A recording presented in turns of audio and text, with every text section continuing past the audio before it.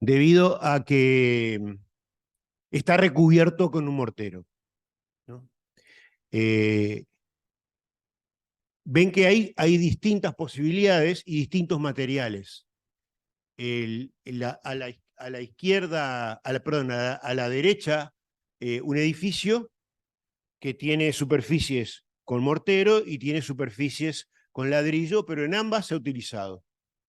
Al centro, ese muro, inclusive las piezas con las cuales está construido, que las conocemos con el nombre de bloques en nuestra región, están hechas de un mortero y sumadas una a una con un mortero. Y luego tenemos un muro de piedra, o sea que es diferentes usos para obtener, para este material para pegar y recubrir. Otra vista del palacio. Y a la izquierda vemos algo que caracteriza a la ciudad de Montevideo, que es un edificio Art Deco. O sea, Montevideo es codiciado por muchos visitantes porque es el monumento del Art Deco, en el cual se puede llegar a hacer ese tipo de dibujos y cambios de color debido a que utilizamos un mortero con distintos componentes. Acá ven un trabajo, hay algún material pétreo ahí en la base y eso, pero todos esos edificios de distintas épocas, eso es la calle 18 de Julio y Julio Herrera, pero ven que todo eso lo podemos ir obteniendo. El edificio del mástil en Pocitos. Ahí ven a la derecha cómo yo puedo realizar, perdón, ciertas molduras, dar formas, o sea, puedo el mortero moldearlo, ya que es una pasta que puesta en un molde puede tomar diferentes formas. Por eso el Art Deco fue muy utilizado. Nuestra facultad, vemos cómo hay diferentes superficies que tienen distintos aspectos, ¿no? Ásperos o lisos, el techo es liso, las pilastras son ásperas, rústicas, o sea, puedo obtener distintas terminaciones con este producto, ¿no? Inclusive, si exageráramos un poco lo que llamamos un mortero, la Victoria de Samotracia está hecha con un mortero. Obviamente que no es la original, pero esta sí. La columna no, pero ven cómo esas rayas en la cornisa y todo se pudieron hacer de ese modo.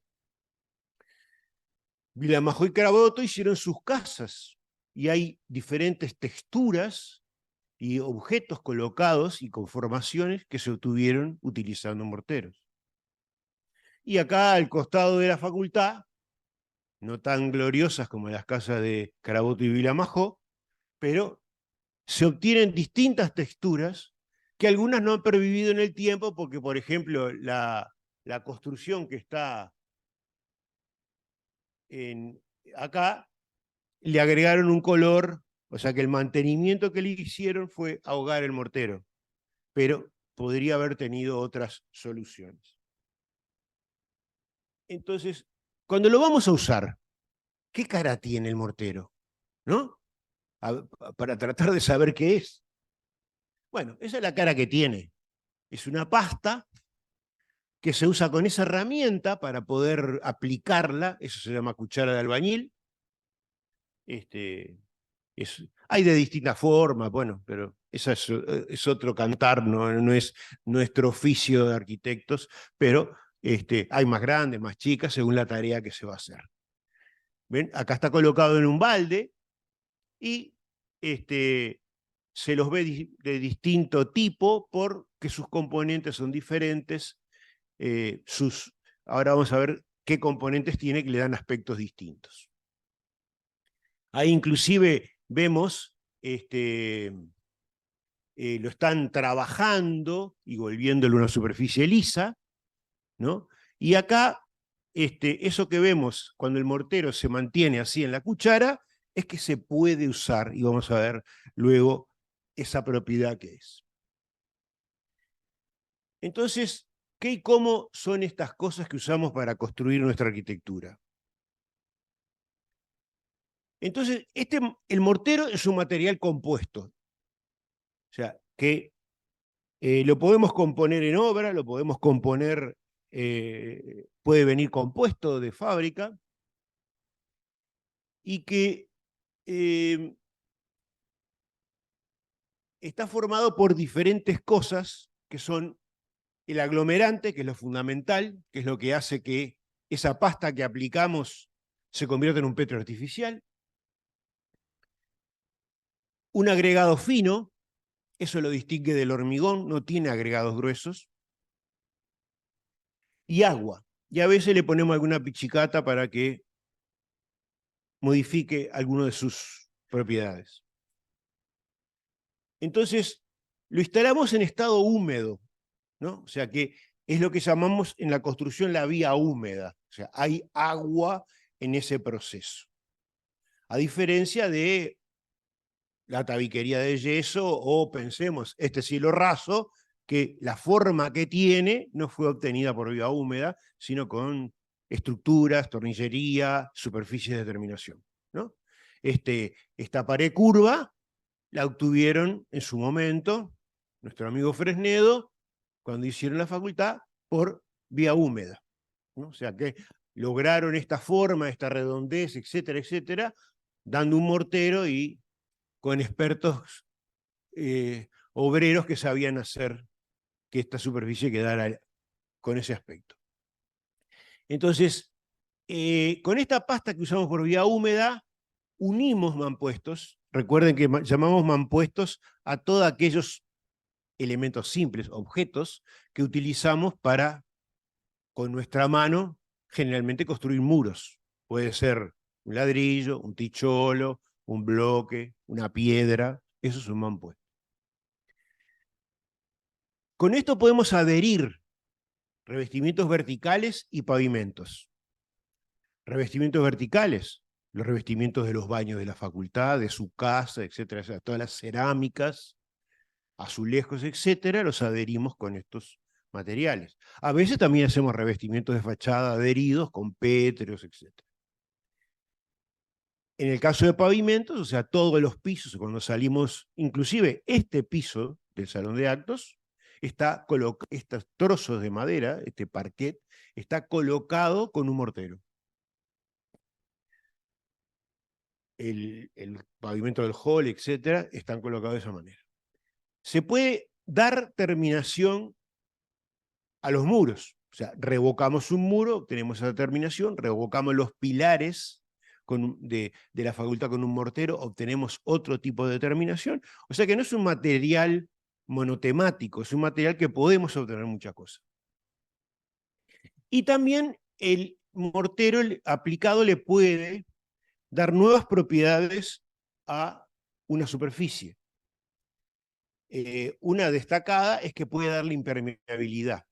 Para eso hay que pichicatear el mortero, para que el mortero asegurarnos de que sea impermeable, aditivarlo, el mortero. Y normalmente en nuestro país, toda aquella superficie que revocamos exteriormente tiene una capa que es impermeable y que además tiene la propiedad que para seguir colocando capas encima de ella y obtener la lisura que estamos viendo acá, esta es una superficie interior, no tendrá esa capa, pero el exterior de la facultad la tiene, esa capa es impermeable y permite aplicar nuevas capas encima.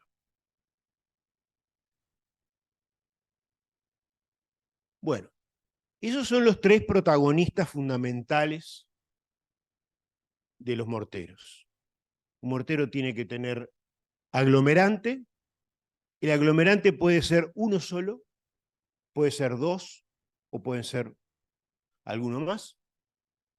El otro es la arena, o sea, el árido fino, y el agua. Esos son los tres componentes básicos.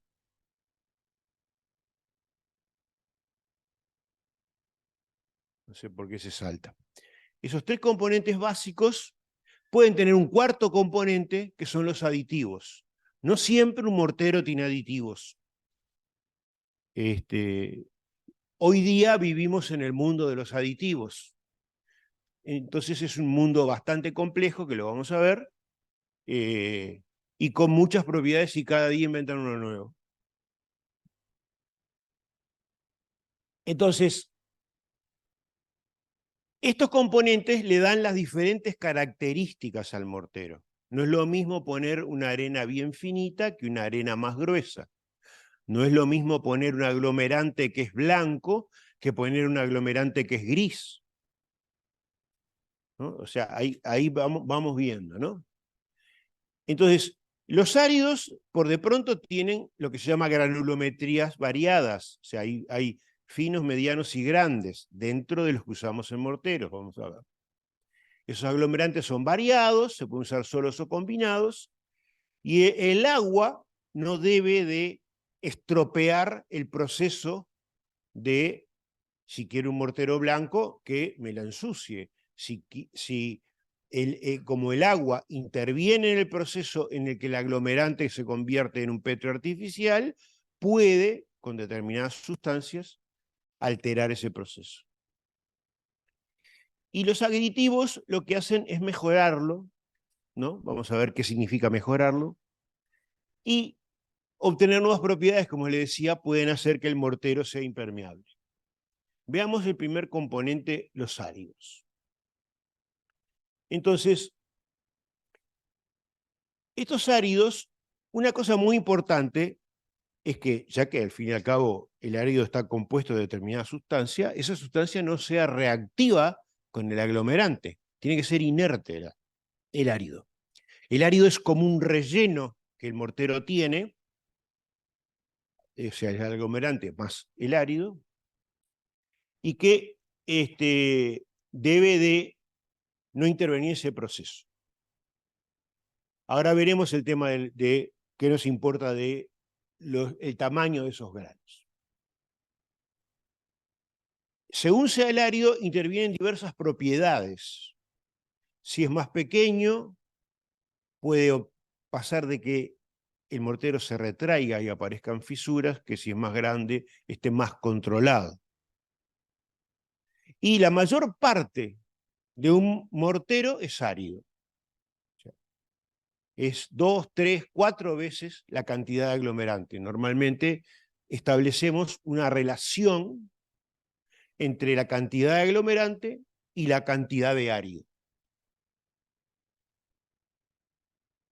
La arena, esa cualidad de ser inerte, la cumple por su propia naturaleza, ¿no?, química que tenga, y porque además sea limpia, porque normalmente tengamos en cuenta que la arena la obtenemos de cursos de agua o de ciertos yacimientos que fueron cursos de agua y ahí se depositó la arena. Ciertos, llamémosle, por ejemplo, en la ciudad de Salto, la arena, si bien se puede obtener del río, se obtiene de una cantera, y el pedregullo que se usa en Salto, que no está en el río, está alejada del río, y que fue porque el Uruguay estuvo tapado por un mar y en ese mar se depositó ahí esa arena. Como decíamos, es muy importante que la arena sea limpia, porque si no todas esas suciedades van a conspirar en contra del aglomerante, van a envolver además los granos y van a bajar la adherencia entre los granos producida por el aglomerante.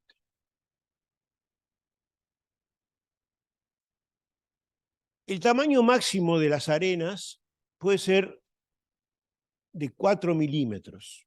Algunos autores plantean 5 milímetros. Las arenas lo habrán oído o habrán caminado por la playa y habrán dicho qué fina es esta arena o qué gruesa es esta arena. Hay una clasificación, producto de una norma, que clasifica las arenas en gruesas, medias y finas, con las dimensiones que indicamos ahí. Son gruesas entre 2 y 4 milímetros, son medias entre 2 y medio milímetro, y son finas cuando son inferiores a medio milímetro. O sea, las arenas voladoras, como decimos comúnmente, son menores a medio milímetro. Es con lo que damos la última capa de los revoques para que esa capa tenga una superficie más suave. Puede contener partículas muy pequeñas, pero no puede contener una demasiada cantidad de esas partículas pequeñas porque le crea problemas al mortero de retracción y de funcionamiento con el aglomerante. Ahí tenemos el aspecto que tienen esas arenas, ¿no? Lo habremos visto nosotros fundamentalmente en una playa oceánica, Río de la Plata, arroyo, río, etcétera. Ese es el tipo de arenas. A veces cambia el color de las arenas, son más blancas o son más, digamos, hacia el marrón, sin llegar a ser oscuras, a pesar de estar limpias, según la naturaleza, sea silicia o cuarzosa, ¿no? O sea, pueden tener distintas naturalezas. Puede haber países que no tengan arena como tenemos nosotros, y que entonces trituren piedras para obtener arena, lo cual es bastante trabajoso, y aparte no es una arena muy amigable para, para trabajar, ¿no? Porque la superficie del producto de la trituración de la piedra es áspera, es angulosa, a diferencia de la arena natural, que es redondeada y lisa, ¿no? O sea, al fin y al cabo la arena es como un canto rodado, pero muchísimo más chico, ¿no? Esa es la situación. Porque el canto rodado, bueno, como es grande, lo podemos apreciar cómo es su superficie, cómo es su forma. En el caso de lo que se llama arenas de machaqueo, son de ese tipo, que cuando es más grande es lo que llamamos piedra partida, que a veces, que por ejemplo, el patio ese está, esa piedra que tiene el patio no estaba así en la naturaleza, sino que eran pedazos de grandes pétreos que se trituran mediante una máquina, se clasifican para usar determinados tamaños. Puede haber minerales de otra naturaleza que provienen de procesos de industria, como son las escorias de siderurgia, incluso hasta las propias escorias de la producción del cemento Portland, ¿no? Esto habitualmente no es exactamente una arena, sino que se le llama adiciones, vamos a verlo con aditivos. Y hoy día, que nos preocupa mucho la sustentabilidad de este planeta, estamos reciclando productos de construcción, ¿no? O sea, por ejemplo, demuelen un edificio y trituran y obtienen áridos de esa demolición del edificio y los reutilizan en el trabajo de los morteros. No es un hecho nuevo. De pronto ustedes van a oír hablar de una cosa que, por lo menos en nuestra región, se llama hormigón de cascote, que era cuando Montevideo crecía y demolía cosas antiguas, realizaba cierto trabajo de, que se llama contrapisos en las construcciones, que se hacía con la trituración de esos escombros, más obviamente la adición de un aglomerante que pudiera agruparlos y convertirlos en el petro artificial.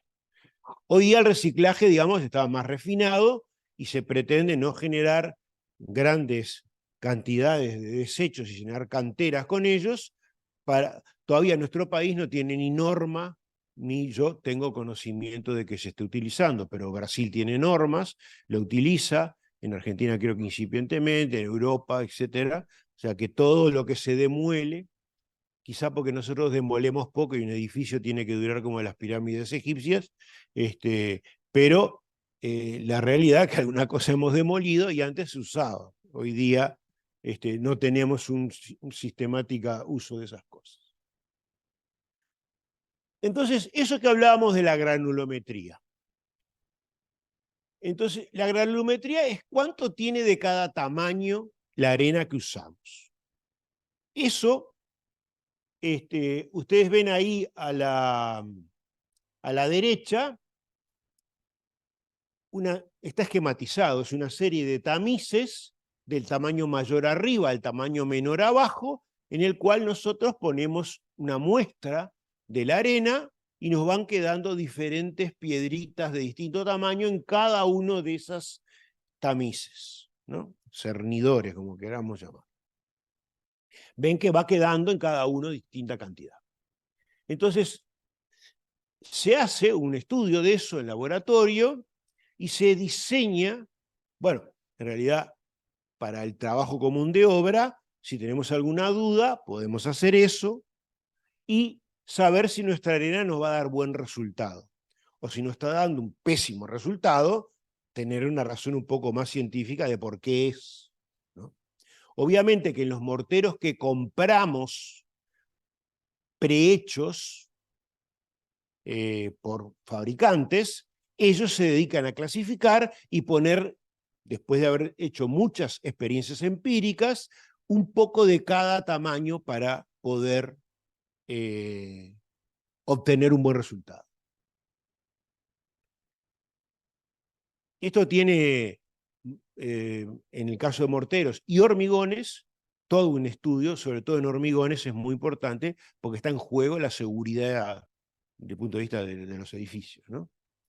Ahí ustedes ven, a la derecha hay una máquina que tiene todos esos pisitos que se ven, son los tamices, del más grande arriba al más chico abajo, que está diseñada, los sacude de acuerdo a una norma y obtiene luego todas las muestras que ustedes ven ahí, que se ve un poquito borroso, pero ven que al centro abajo se ven tamaños más grandes y en el otro extremo de eso que parece un disco de teléfono que ustedes no conocen, de los que había antes, está la parte más fina. Entonces todo eso después se pesa y se hace un estudio sobre eso para diseñar la arena que vamos a utilizar. Acá, para tener una cierta idea de qué es lo que producimos con la arena, es un problema mundial contra la sustentabilidad del planeta, la extracción de arena. Todo aquel que construye masivamente, los chinos, los árabes, ¿no? Explotan la arena a un grado tremendo, pero modestamente nosotros hemos producido esas manchas negras que se ven ahí, la tira del medio es el Parque Roosevelt, y las manchas negras a la izquierda y a la derecha son los agujeros que hizo un señor que se llamaba Calcaño, que todavía tiene un nombre de una calle, y que es un asesino contra la sustentabilidad del planeta, y hoy día el agujero que hicimos a veces se rellena y a veces se construyen, ahora dentro de moda, y se están haciendo construcciones de cierto nivel en los entornos de esos agujeros, ¿no? Que aparte, debido a que son tan poco naturales, matan a veces a alguien que desaprensivamente se tira en el agujero y era más profundo de lo que pensaba. Sí, son lagos, sí, sí. Hoy día son manchas de agua. Esta situación, debido a que hacia el este no se hace más, ahora en Montevideo se hace hacia el oeste y hay en la zona del otro lado de Santa Lucía otros agujeros parecidos, ¿no? Pero consideremos que nuestra actividad y trabajo produce esas cosas, porque la arena hay que sacarla de algún lado. Por eso, de alguna manera, tiene sentido utilizar áridos reciclados, ¿no? Para lo cual, obviamente, tiene su costo, no solamente es como el pescado, que van, tiran la red y se lo llevan y apareció ahí. Bueno, la arena está ahí, vamos, cargamos camiones y al final hacemos ese tremendo problema ecológico. El agua. El agua, otro componente básico del mortero, tiene como condiciones parecidas necesariamente a la propia arena, porque tiene como un parentesco, ¿no? En donde se obtiene. Entonces, el agua es el vehículo que, como dice ahí, permite formar la pasta, o sea, que importa en el estado primario del mortero, que es el estado fresco, ¿no? Entonces pongo más o menos agua. Entonces, como no debe alterar los procesos de fraguado, tiene que ser inocua, tiene que ser, no es que tenga que ser pura, tiene que ser inocua. Entonces, dentro de eso, lo más fácil es que abrimos la canilla, igual que para tomar, para hacer hormigón, etcétera, o hacer morteros. O sea, el agua potable cumple con esos requisitos. Recientemente tuvimos una sequía que terminamos todos tomando agua embotellada porque era una porquería lo que salía de las canillas, y hubo toda una polémica acerca de que si los hormigones que se estaban haciendo en ese momento, o los morteros también, podían resultar envenenados por esa agua, a nosotros y los morteros. Entonces, ahí se descubrió, obviamente, los que hacen hormigón usan enormes cantidades de agua en su producto. Piensen que lo estudiarán después cuando vean hormigones, sacan cada metro cúbico cuánta agua tiene que tener y tiene un montón de litros, más toda la limpieza, etcétera, etcétera, porque no hay que dejar sucio el camión por dentro, porque si no le entra más el hormigón. Entonces, esa gente hace pozos urgentes y obtiene esa agua que tiene que analizar qué sustancias tiene que no afecten el hormigón, porque el agua salga de abajo de la tierra no tiene por qué no tener determinados minerales que afecten los hormigones. Entonces, esa inocuidad que tiene que tener el agua, cuando no la tiene, produce reacciones con los aglomerantes o con las cosas que humedece, como los mampuestos, y aparecen deterioros o esas manchas que ustedes ven en esas imágenes de abajo, que son lo que se llama eflorescencias. O sea, son sales que viajan hacia afuera.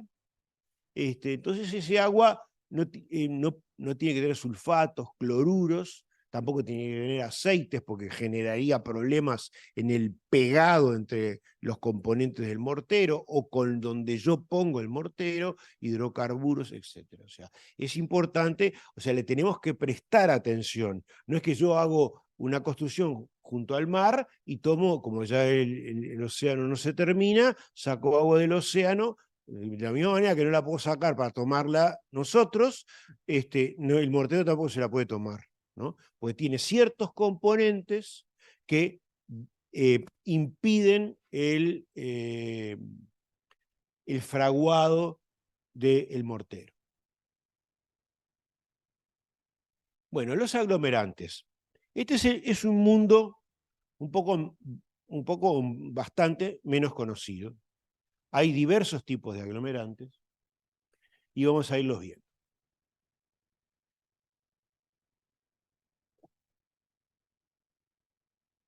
Ahí tenemos el aglomerante, normalmente viene en bolsas, y tenemos una serie de aglomerantes. El de la izquierda es cal, dice cal hidratada.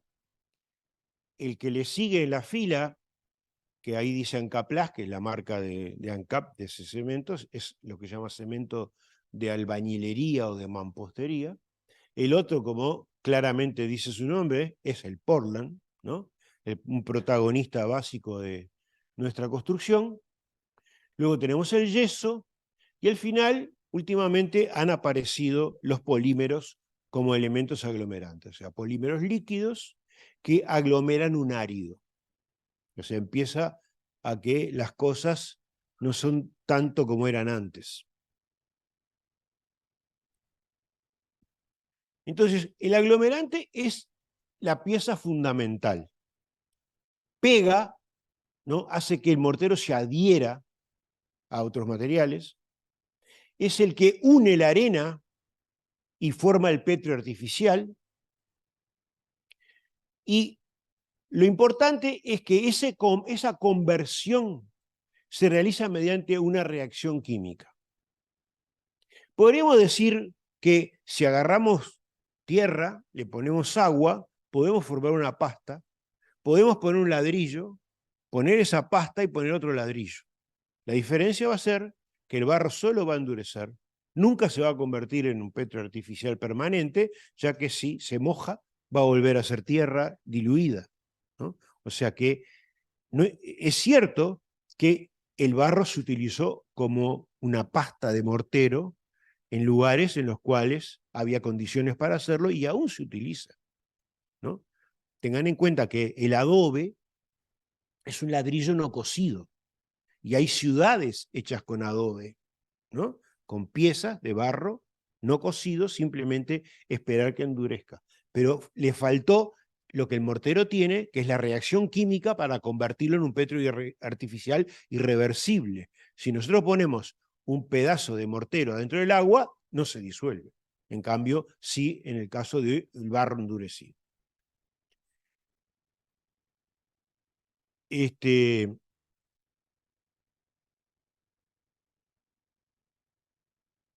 Para clasificarlo, o sea, todas las clasificaciones son odiosas, porque siempre podemos pensar de que alguna cosa no está incluida o para qué hicieron esta serie de cuestiones, ¿no? Pero para clasificar el mortero y poder recordar, tenemos morteros que esa conversión en pétreo artificial se realiza mediante una reacción química que se establece con el agua. O sea, el aglomerante con el agua forma un nuevo compuesto que es pétreo.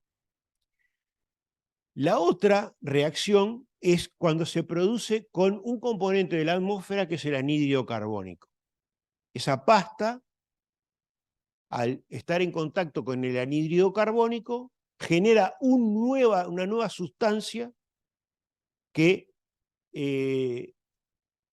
esa nueva sustancia que endurece y es el petro artificial. Es lo que llamamos aglomerantes aéreos y aglomerantes hidráulicos. Ahora vamos a ver en qué consiste ese endurecimiento. Dentro de los aglomerantes aéreos están las cales aéreas, que son un material utilizado desde hace mucho tiempo, ¿no? No requieren una gran energía para su fabricación, por eso es así. Esto es parecido a como el ladrillo artesanal, el ladrillo de campo, ¿no? En cambio, para fabricar un cerámico de mayor dureza y resistencia mecánica, tenemos que tener más temperatura que no la podemos obtener artesanalmente. Los aglomerantes hidráulicos son el cemento Portland, el cemento de albañilería, o sea, todos utilizan el agua para reaccionar, los yesos y lo que son las cales hidráulicas. Hay un problema de que a veces ustedes toman las cales hidráulicas demasiado a pecho. En nuestro país no tenemos cales de alta hidraulicidad, o sea, que reaccionen y endurezcan por la presencia del agua. O sea, las cales que nosotros utilizamos son fundamentalmente aéreas. Su componente hidráulico será 3-4%, no es muy elevado, ¿no? Y algunas ni siquiera lo tienen, ¿no? Depende de cómo hayan sido producidas, si en forma semiartesanal o industrial. Por eso aparece ahí como algo, pero no es que voy a la barraca y digo, dame en vez de una cala aérea una cala hidráulica. No la van a encontrar. Y en muchos, no solo en Uruguay, sino en muchos otros lados. Depende de la naturaleza de los materiales con los cuales se obtiene, ¿no? Pensemos que los romanos hicieron construcciones con lo que se llamó el hormigón romano. Y eso lo pudieron hacer por los materiales con los cuales producían sus cales, más el descubrimiento de ciertos aditivos que provenían de los volcanes, y lograron hacer construcciones con esos productos que tienen gran permanencia. Bien, las cales para los morteros tienen una cosa que deseamos mucho, produce un mortero de elevada plasticidad. Es muy bueno para utilizar un mortero en estado fresco que retenga el agua, ¿no? Que no, de esa pasta el agua no sea expulsada, se exude, se vaya, ¿no? Manteniéndose dentro del mortero, se logra que la pasta esté trabajable. Tiene además otra propiedad, es muy adherente, obviamente, en su interior y a los materiales sobre los cuales se aplica. Un muro para revocarlo, por ejemplo. Y además es un material que su proceso de endurecimiento tiene muy baja fisuración. Por cómo es ese proceso de endurecimiento. Ahí tenemos el proceso descubierto hace algunos miles de años, por el cual podemos fabricar un mortero que es blando y obtener un pétreo a lo largo del tiempo. Comenzamos por la piedra caliza, que es carbonato de calcio, y le aplicamos fuego, o sea, calor. La calcinamos. Con eso se obtiene lo que está aquí, que es el óxido de calcio. Ese óxido de calcio, lo que se hace después es hidratarlo, ponerle agua, lo que pueden haber oído, aunque hoy día es poco lo que se utiliza, apagar la cal, ¿no? Se produce una reacción muy brutal de la cual hay que tener cuidado porque salta trozos de... en la cual pensemos, esto es una piedra, lo de acá arriba es una piedra que se calcina y se obtiene una nueva piedra que en vez de ser de carbonato de calcio es de óxido de calcio. Esa piedra se humedece y se obtiene una pasta que es hidróxido de calcio.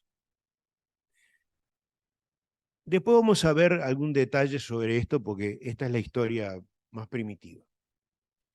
Entonces yo con eso que se llama cal hidratada, que puede venir en polvo o en pasta, yo le pongo arena, revoco un muro y en contacto con el anhidro carbónico del aire se carbonata. Cuando se carbonata, vuelve a ser la piedra original, carbonato de calcio. O sea, yo hice una operación que me permitió trabajar y de una piedra que lo único que podía haber hecho era tallarla, ¿no? No podía haber hecho otra cosa. Obtengo cualquier tipo de formas, como vimos, obtuve el Palacio Salvo, ¿no? Entonces, recubría, obviamente que el Palacio Salvo tiene una estructura de hormigón armado, no es que amontonaron morteros, sino que eso lo recubre. Entonces, ven, este es el proceso. Entonces, es muy importante que además, debido a este proceso, la atmósfera pueda penetrar dentro de, por ejemplo, lo que yo revoco, porque si no hay anhídrido carbónico, no hay conversión del hidróxido en carbonato de calcio, no hay pétreo. Ahí tenemos la fórmula química. Y lo que dice al final es importante, el mortero tiene que ser algo poroso para que entre el anhídrido carbónico del aire. Los cementos. El cemento, como dijimos, reacciona con el agua. No necesita que haya aire. O sea, yo si una cucharada de mortero está dentro del agua y está hecha con cemento, va a endurecer igual. Lo que tiene es que los cementos requieren mucha energía para ser producidos, o sea, son también enemigos de la atmósfera en la cual vivimos y eleva los grados de temperatura que vamos teniendo y los problemas que vamos teniendo. El cemento Portland es el cemento que se usa en estructuras con las cuales se construyen los edificios de hormigón armado. Se caracteriza por tener una elevada resistencia mecánica, tiene un fraguado relativamente rápido. Acá hay dos etapas, una primera que es el fraguado y otra que es el endurecimiento, que las van a estudiar más detalle cuando estudiemos hormigón. Entonces, uno de los problemas que, de la misma manera que la cal es naturalmente, se obtiene un mortero plástico, con el cemento, el mortero es plástico si tiene mucho cemento, lo cual genera una serie de cuestiones no muy agradables. Una de ellas para el bolsillo, porque como hay que poner más energía y hay que poner más cemento, el mortero tiene más costo. Aparte que al poner más cemento, el mortero tiene una mayor tendencia a que aparezcan fisuras por contracción, lo vemos después en detalle. Entonces, el hecho de que se usa, como tiene más resistencia, se utiliza para hacer componentes en la construcción arquitectónica que necesiten resistencia. Por ejemplo, un pavimento hecho con un mortero. Va a desgastarse, requiere más dureza, requiere ser hecho de cemento Portland. Algo que va a soportar cargas tiene que ser un mortero con cemento Portland.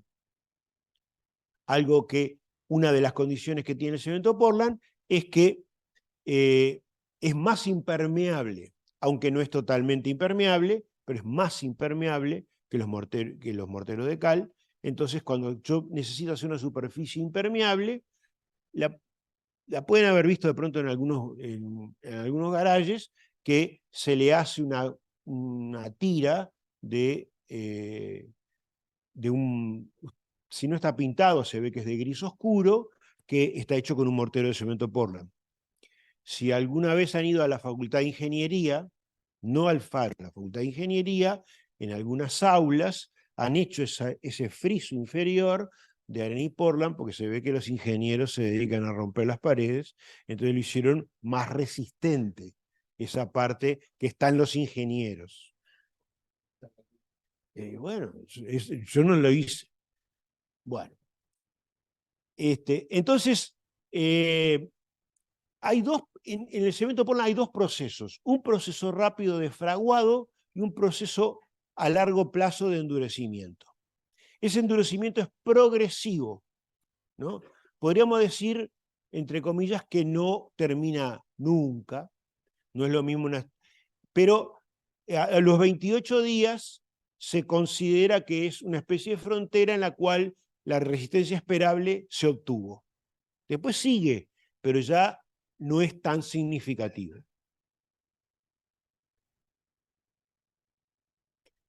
Entonces, ese proceso de fraguado empieza a las 2 horas y culmina más o menos a las 4 horas. Si ustedes se ponen a ver en distintos productores de cemento, esos números varían, porque depende de cómo calcinan la piedra, qué componente le ponen, etcétera, etcétera. Hay variaciones, pero ese es el orden aproximadamente. Lo cual quiere decir que si ustedes están usando un mortero que contiene cemento Portland, ese mortero llega un momento que no se puede usar. O sea, no lo puedo hacer de mañana y después de tarde le pongo un poco más de agua, ¿no? Lo doy vuelta y lo vuelvo a utilizar. En realidad no lo puedo hacer porque parte del cemento, o gran parte, murió, ya hizo su reacción. Por lo tanto, no va a darme el resultado que debería darme. Luego tenemos el cemento de albañilería. Este cemento de albañilería, hay una marca histórica que hasta en el Uruguay se toma como sinónimo del cemento de albañilería, que se llama Articor. En realidad, Articor es una marca de cemento de albañilería que hace la compañía que hace el Portland Artigas, ¿no? Pero fue la primera que lo fabricó y fue un producto que incluso se discontinuó. O sea, la gente dejó de tener interés en Uruguay de utilizar cemento de albañilería. Usaba morteros de cal o morteros de cemento Portland, o morteros de cal aditivados con cemento Portland. ¿Qué tiene de bueno este cemento? Que con un cemento imito los comportamientos de la cal, pero obtengo un fraguado en un tiempo menor, porque la reacción es con el agua, no con la atmósfera, que hace una reacción lenta en el caso de la cal, ¿no? Entonces, se ha diseñado este cemento que tiene un costo menor que el cemento Portland, pero que da un producto plástico que se puede utilizar. Por eso se llama cemento de albañilería. Por eso no se pueden hacer estructuras con este cemento. Si bien tiene determinada resistencia mecánica, no tiene ni la durabilidad esperable, ni el efecto sobre el acero que tiene el Portland de protegerlo, ¿no? Ni la resistencia que puedo llegar a obtener con cemento Portland. Por lo tanto, no es un cemento para hacer estructuras de hormigón, porque obviamente un muro, al fin y al cabo, es una estructura, ¿no? Pero no es una estructura de hormigón, con la resistencia del hormigón.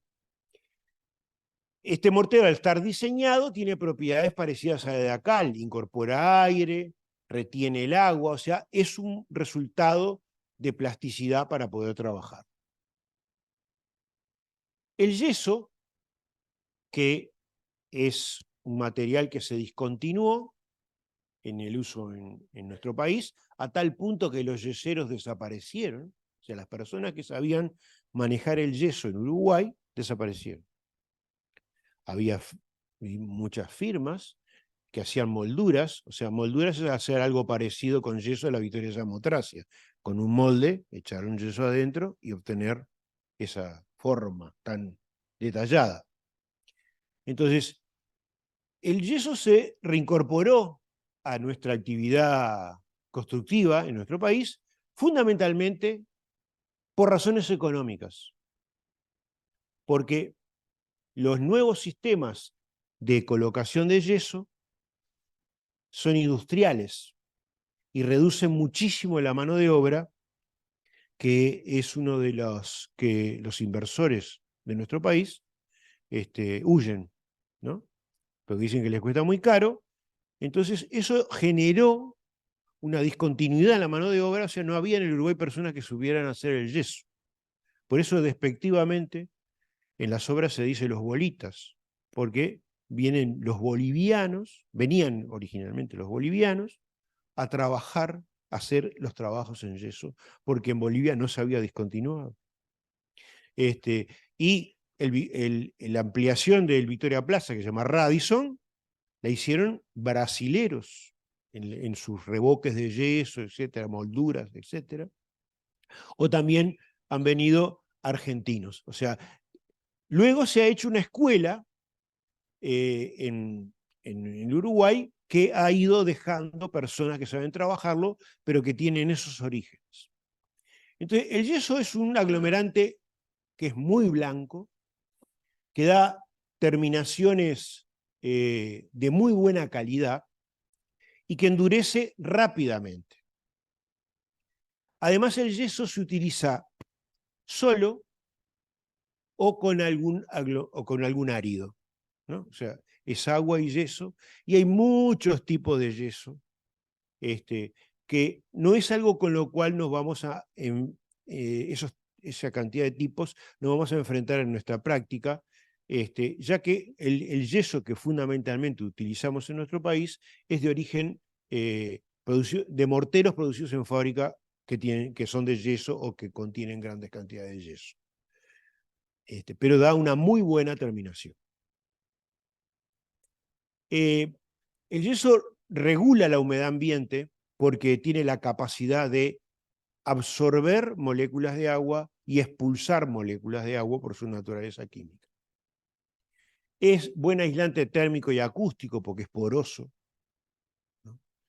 Es resistente al fuego, justamente por ese tema de la molécula. Tiene una semimolécula atrapada que el fuego tiene que gastar parte de su energía en expulsar esa molécula que tiene.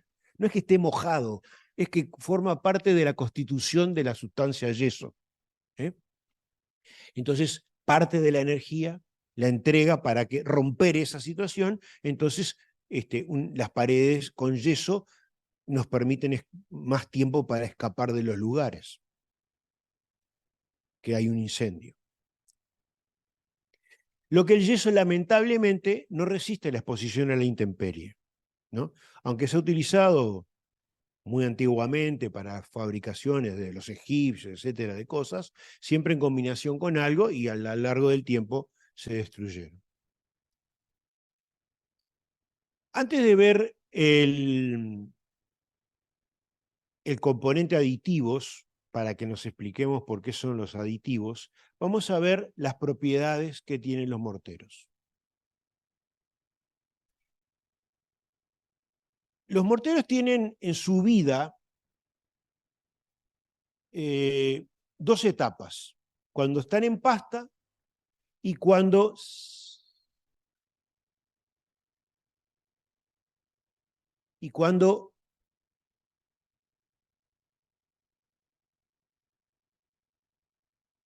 están endurecidos. Y en esas dos etapas les pedimos cosas diferentes. Lo primero que nos importa cuando el mortero está en pasta es poder trabajarlo. Ese es el primer objetivo que tenemos. Entonces, lo tenemos que poder trabajar adecuadamente, lo tenemos que poder, si vamos a revocarlo, tenemos que poner arriba de los ladrillos, ticholos, lo que sea, y no se tiene que caer, ¿no? O ponerlo en una superficie y que no termine extendiéndose y quedando irregular. El operario tiene que poder trabajar y extenderlo como vemos ahí, o sea, vemos que en esa imagen el obrero con su cuchara está extendiendo el mortero. No puede, pensemos en las pastas que conocemos, la mayonesa, el dulce de leche, ¿no? Si fuera como mayonesa sería dificilísimo hacer eso, ¿no? Obviamente la mayonesa si tiene un árido es una joda, ¿no? Pero la presencia del árido, el tipo de aglomerante, etcétera, me permite extender esa pasta. Entonces, este estado fresco es después de que mezclé los componentes, amasé esos componentes, hasta que fragüe. Entonces, ¿qué propiedades encontramos ahí? ¿Qué características encontramos? Una es la consistencia. Lo que llamamos consistencia lo van a ver también en el hormigón y cómo se estudia en el hormigón. Depende de cómo son los granos, si son chiquititos, si son grandes, si son chiquititos y grandes, si son chiquititos, medianos y grandes. ¿Cómo está compuesta esa granulometría? Depende también del aglomerante, ¿no? Dijimos que no es lo mismo usar cal que usar cemento de albañilería que usar cemento Portland. Da efectos diferentes desde el punto de vista de la consistencia. La consistencia puede ser seca, líquida o pastosa. Y ese diseño, ¿no? Ahí ustedes ven un mortero arriba de una cuchara, eso es consistencia plástica. Se mantiene arriba de la cuchara, no se cae de la cuchara. Se puede trabajar. ¿Cómo se averigua? O sea, yo lo que tengo que saber es cuánto aglomerante pongo respecto a o sea, al revés, vamos a decir, cuánto árido pongo respecto al aglomerante y cuánto agua pongo respecto al aglomerante. Eso me va a dar en esas mezclas las distintas posibilidades. Esto se hace un estudio, que es diferente en el caso de los morteros que en el caso del hormigón, que básicamente en los morteros es poner el material en un molde, hay normativa para hacerlo, colocarlo arriba de una cosa que se llama la mesa de sacudidas. La mesa de sacudidas es tan solo una mesa que se sacude con una, no importa cómo, ¿no? O sea, no es que vengas con un martillo y golpees la mesa, sino que se sacude tantas veces por minuto con un motor, etcétera, etcétera, etcétera. Y ese montón que puse yo de mortero se extiende según el diámetro de lo que se extiende, digo científicamente que la consistencia es seca, es plástica o es fluida, ¿no? Ese tipo de estudio lo hacen sobre todo los que fabrican morteros en bolsas, en fábricas, y nos dicen, póngale tanta agua. O sea que la proporción granulometría, aglomerantes ya la hicieron, qué aglomerante pusieron ya lo hicieron, y nosotros después le ponemos la cantidad de agua que dicen y obtenemos el mortero plástico. La otra cosa importante de este estado fresco plástico es la retención de agua. Como vemos ahí, en esto, el agua no está saliéndose de dentro del mortero. Eso es la retención de agua, no nos compliquemos mucho la cabeza. sea, esa montañita no empieza a salirle el agua. Dentro de lo que se nos puede... O sea, cuando con el baldecito en la playa lo llenamos de arena, lo damos vuelta, de repente, como no tiene aglomerante, no tiene nada, el agua puede llegar, depende del lado que saque la arena, ¿no? Pero eso es que retenga el agua. Eso permite mantener la consistencia, porque si el agua se va, no mantiene la consistencia. La otra cosa que nos va a importar es el tiempo de uso. O sea, eso tiene que ver con cuando fragua el mortero, cuando empieza a estar duro y no se puede usar, ¿no? Que será, no es lo mismo en el yeso, que es rápido, es de algunas decenas de minutos, hay yesos de todo tipo, súper rápido, semi rápido, etcétera, etcétera, ¿no? Hay un concepto parecido a este que se llama tiempo abierto, que en los morteros en general no lo menciono, que es parecido al tiempo de uso y que tiene mucho que ver con los morteros hechos en fábrica, no hechos en obra. La otra cosa muy importante es la adherencia del mortero en estado fresco. Es una propiedad que la tiene que mantener a lo largo de su vida, ¿no? Ahí vemos un poco en la imagen qué quiere decir la adherencia. O sea, que esa pasta que yo aplico se adhiere a la superficie sobre la cual la aplico. En esto intervienen muchas cosas, no solamente cómo es el mortero, sino cómo es la superficie sobre la cual lo aplico. Intuitivamente, vamos a pensar una cosa absurda. Si yo quiero revocar un vidrio, el mortero se me va a caer. ¿Por qué será? ¿Qué es lo que pasa con el vidrio? El vidrio no absorbe. Al no succionar el mortero, va a terminar escurriéndose. Entonces depende de la porosidad de la superficie y de su aspereza o lisura que el mortero quede adherido, para lo cual hay que diseñar el mortero y las etapas constructivas. Entonces, esa es una cosa importante para considerar para qué lo voy a usar y pensemos sencillamente. En una construcción tenemos pilares, vigas y losas y muros de ladrillo, ticholo, cosas por el estilo. Esos materiales tienen adherencias diferentes, porque tienen absorciones diferentes y porque tienen terminaciones superficiales diferentes. Inclusive en el hormigón, no es lo mismo el hormigón que está construido, la ampliación de facultad, que es un hormigón sumamente liso, que un hormigón hecho con otro tipo de encofrado que es más áspero.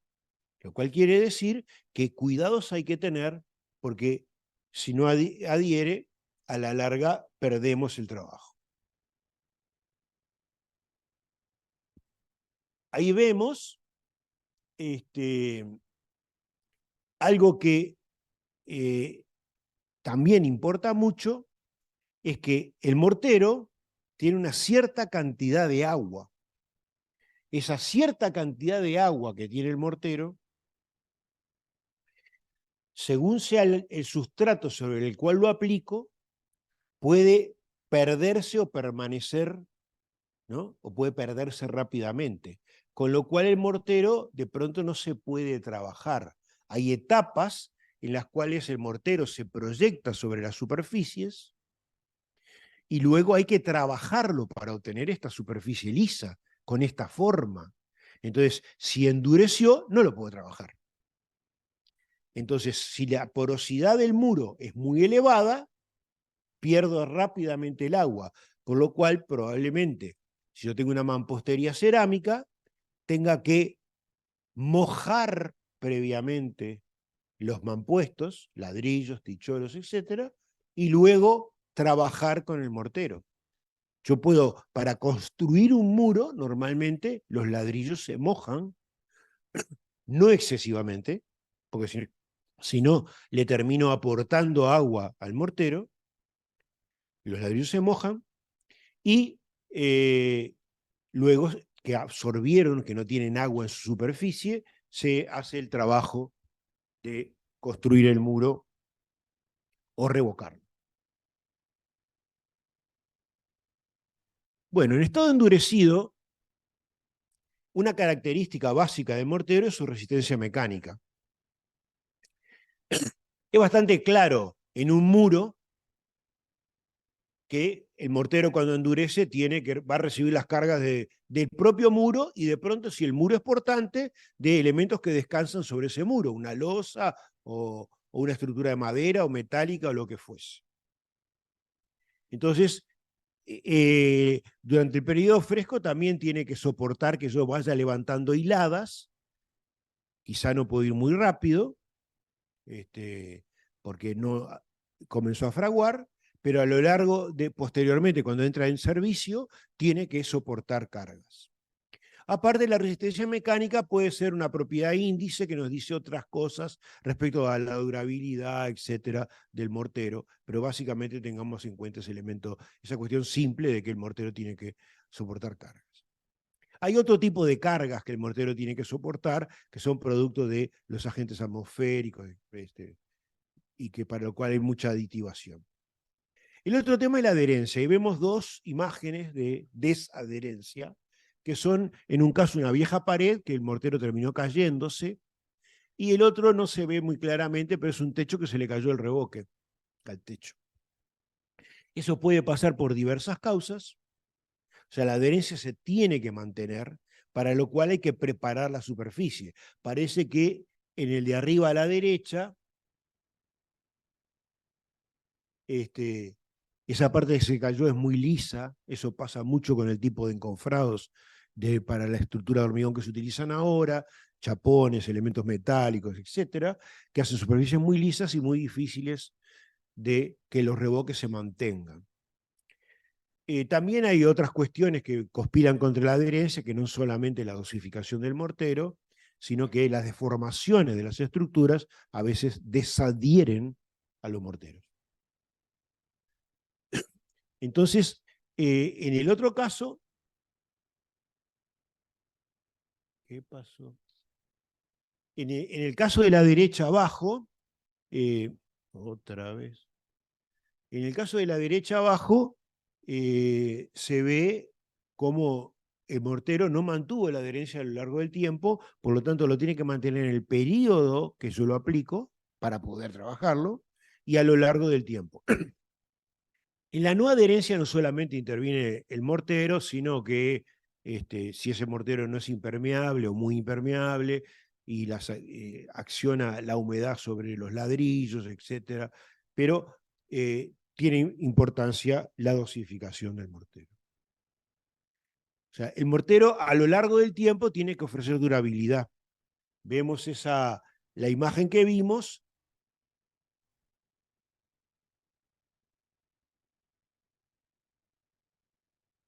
No, se salteó esta, perdón. Uno de los fenómenos que se da con los morteros es el tema de la retracción. Ahí ustedes ven una imagen a la izquierda abajo que muestra esa microfisura, son fisuras muy pequeñas, que lo que se dice normalmente mapean, porque imitan un mapa, ¿no? La superficie del mortero.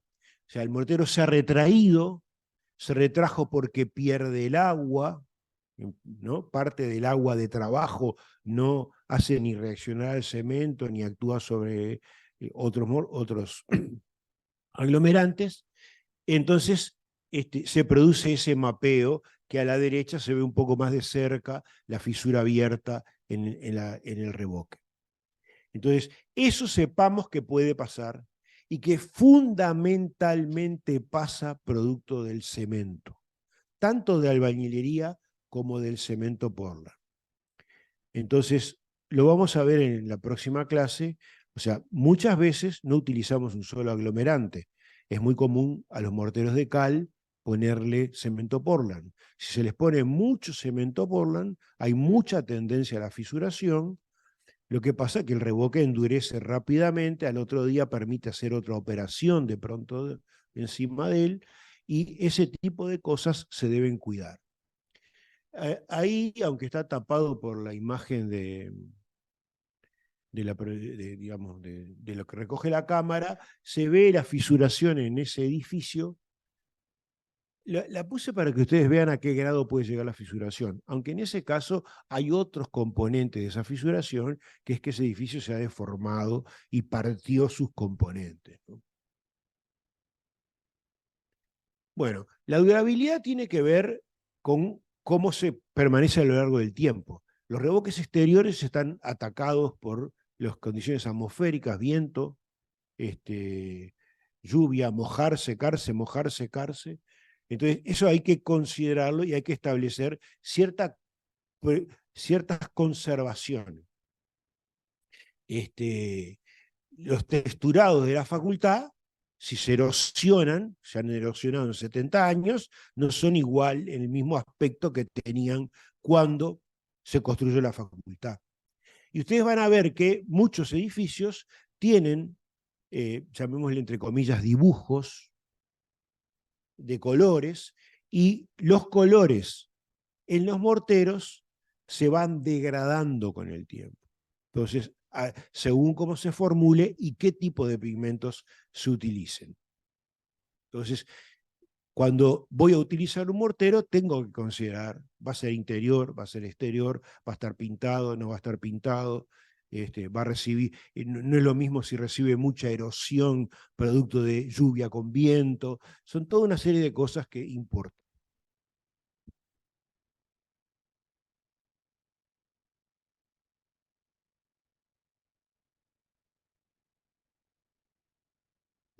Bien. Acá ven cómo los distintos aglomerantes le dan propiedades a los morteros cuando los usamos. Ahí hay una escala de trabajabilidad en la cual la cala aérea es lo más trabajable y el cemento Portland es lo menos trabajable. Se va reduciendo cala aérea, yeso, cal hidráulica, cemento de albañilería, cemento Portland. Entonces, en Uruguay, que tenemos la cal accesible y en cantidad, es interesante usarla en los morteros.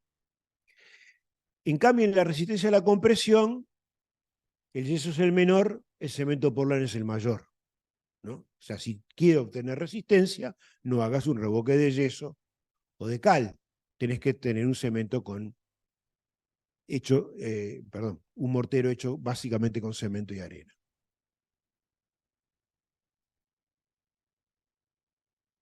Bueno, los aditivos, cuarto componente eventual de los morteros, me interesaba darlo después de las propiedades, porque básicamente los aditivos son para que aparezcan esas propiedades o para que se mejoren esas propiedades.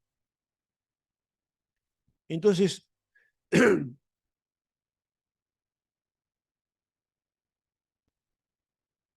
influyen sobre lo que hemos visto y hay aditivos que tienen efecto en el estado fresco y aditivos que tienen efecto fundamentalmente en el estado endurecido o en ambos, ¿no?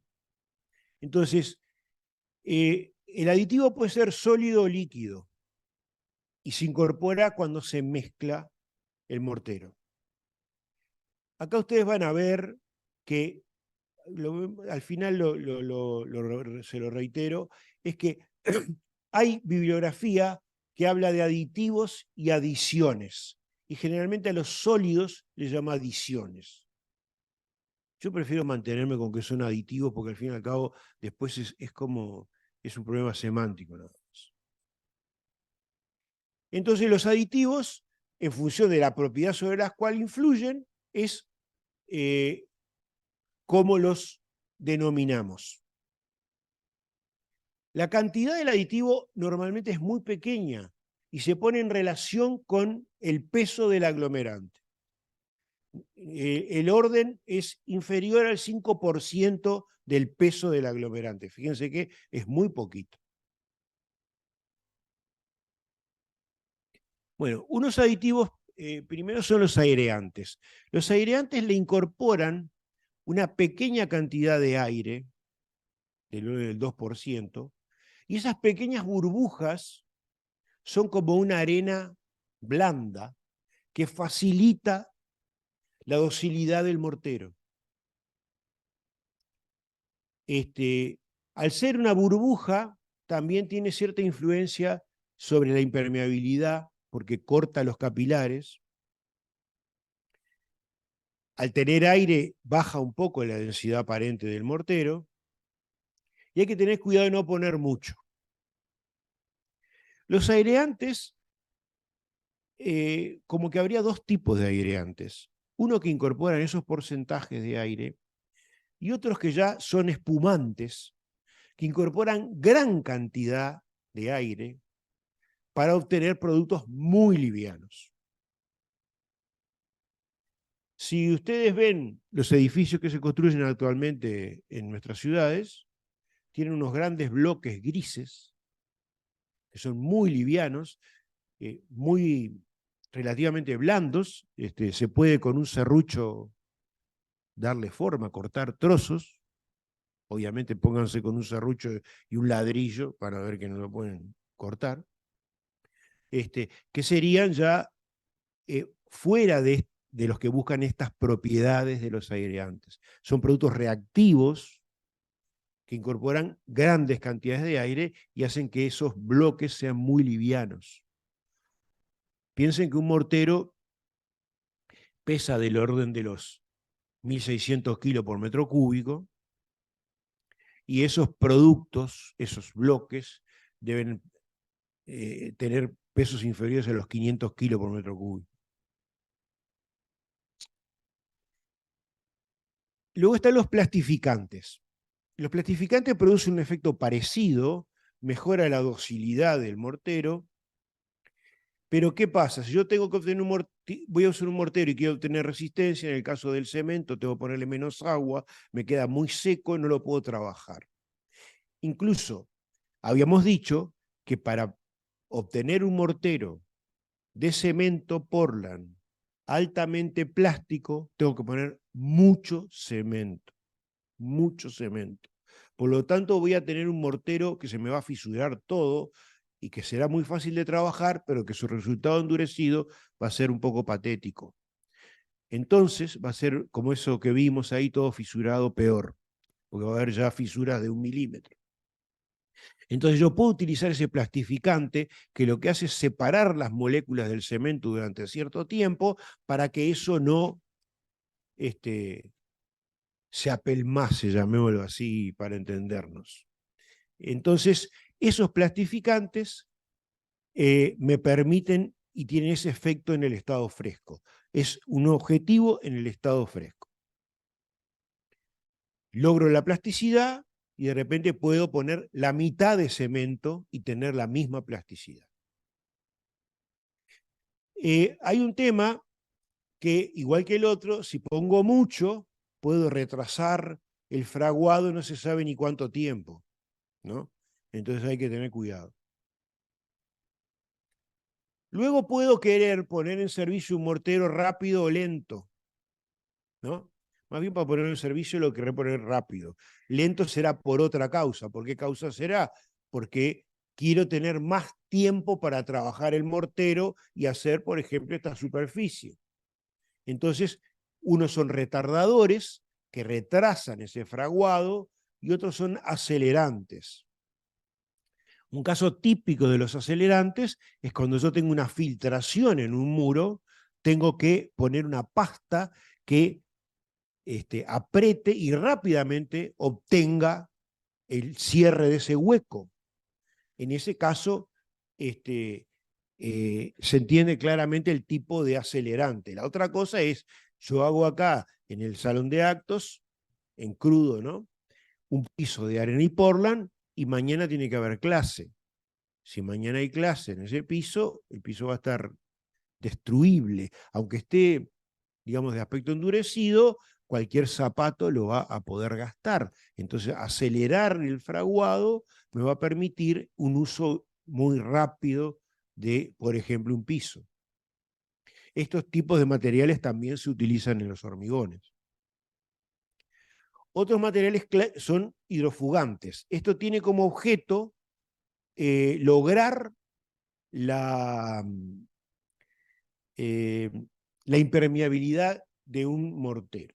Básicamente los usamos en morteros de arena y Portland, y es la primera capa de los revoques que tienen los edificios en su exterior para que después de que se moja, ahí obtenga una barrera, y además de que obtiene una barrera, es una capa de un mortero sobre el cual puedo poner capas de mortero de terminación, porque podría poner otra cosa para que no pase el agua, pero esas cosas que pondría no me permitirían colocar las otras capas. Las resinas poliméricas se utilizan desde hace alguna década y le dan mucho tipo de propiedades a los morteros. Desde ser más adherentes, más impermeables, más elásticos después de que están endurecidos, ¿no? Poder acompañar movimientos térmicos de paredes o pisos, y no fisurarse, porque son elementos de menos resistencia, porque son menos espesos y menos resistentes. Y esas resinas poliméricas, que son de diferente tipo, también se utilizan como aglomerantes. Vamos a ver ejemplos en la próxima. Hay otros aditivos, que son los últimos que vamos a ver, que estos son algunos, porque si ustedes miran en una fábrica productora de estos cosos, hay 100 o 200 productos de distinta manera, parecidos pero no iguales. Uno son los endurecedores de superficie. Yo quiero tener un piso que sea resistente a la abrasión. Hay un producto que se espolvorea sobre el pavimento cuando se está trabajando y se endurece la superficie. Ese endurecedor aparte puede tener color. Ese endurecedor es algo muy sencillo. Básicamente es arena de cuarzo finamente molida, mucho más de lo que es, como si fuera un polvo de talco, pero es de cuarzo. Se espolvorea sobre las superficies, se trabaja y se obtiene una superficie de alta resistencia a la abrasión. Otro aditivo o adición son las fibras poliméricas. Se usan fibras de polipropileno cortitas de 12 milímetros que controlan la retracción del mortero. Se usa mucho en pavimentos, ¿no? Para pisos, ese tipo de cosas. Los colorantes, que pueden ser independientes o en compañía con los endurecedores, o sea, hay revoques o pisos que tienen color. Hay estaciones de servicio, estacionamientos que pueden haber visto, que son negros o rojos o amarillentos, por la incorporación del color. Y hay controladores de la retracción, ¿no? Son aditivos que controlan el proceso de endurecimiento y fraguado para que la retracción en el uso de aglomerantes que nos dan grandes problemas controle ese proceso de retracción. Bueno, como ven, es un mundo en el cual nos hemos introducido ahora, y vamos a ver en la próxima lo que tiene que ver con de dónde obtenemos estas cosas y cómo las mezclamos.